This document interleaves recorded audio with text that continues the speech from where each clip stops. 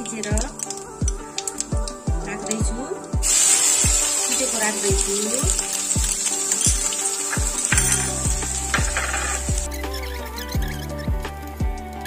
हरियो खोर्सानी र काटेको प्याज लगाएँ।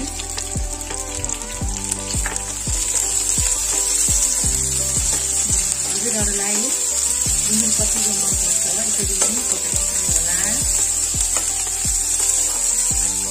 पछाडि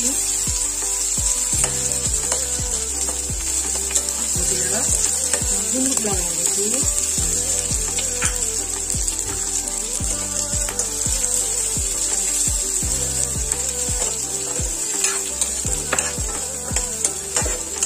गुन्द्रुक पकाउनुलाई चाहिँ सजिलो पनि छ, छिटो पनि हुन्छ, मिठो पनि हुन्छ।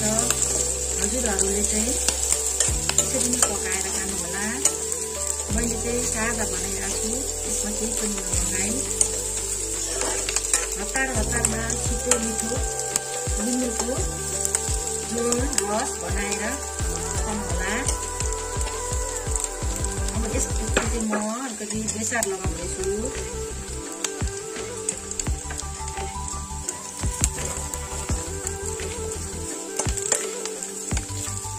अब गुन्द्रुक लगाउँछु।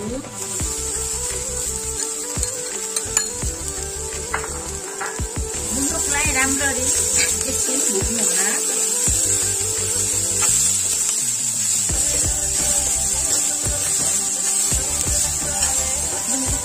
भुटेर बास्ना आइसकेपछि चाहिँ यसमा टमाटर लगाउनुपर्छ।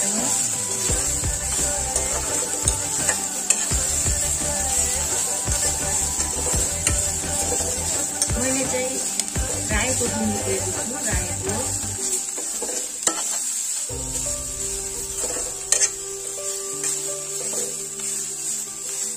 गुन्द्रुक चाहिँ बास्ना आउनु थालिसक्यो। अब चाहिँ टमाटर लगाउनुपर्छ।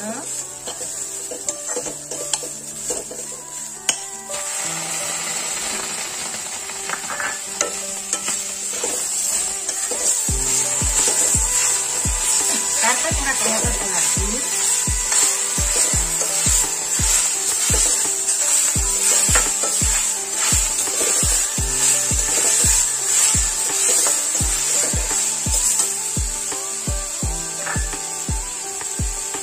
नुन आफू स्वाद अनुसार लगाउनु पर्छ। नुन चाहिँ स्वाद अनुसार लगाउनु पर्छ। एकछिन चलाएर भुट्ने।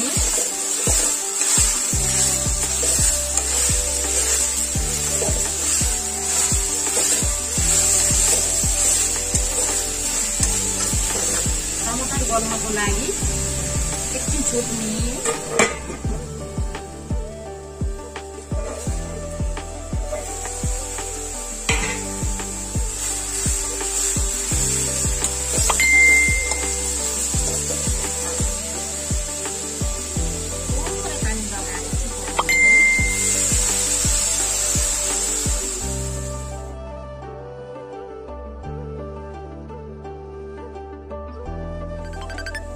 गर्नको लागि एकछिन छुट्ने।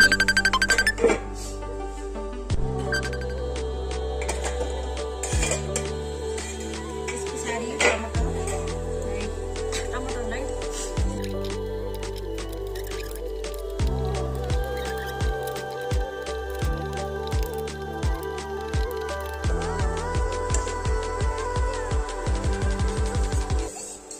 मैले चाहिँ अलिकति चामलको पिठो राखेर पानीमा घोलेर राखेको छु।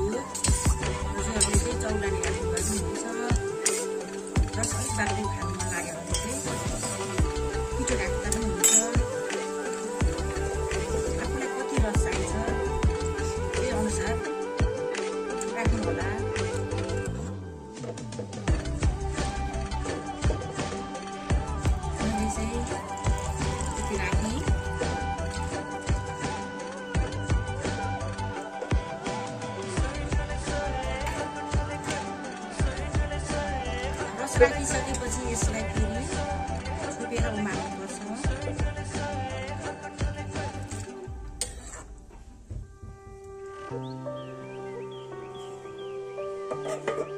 एकचोटि हेरौँ खोलेर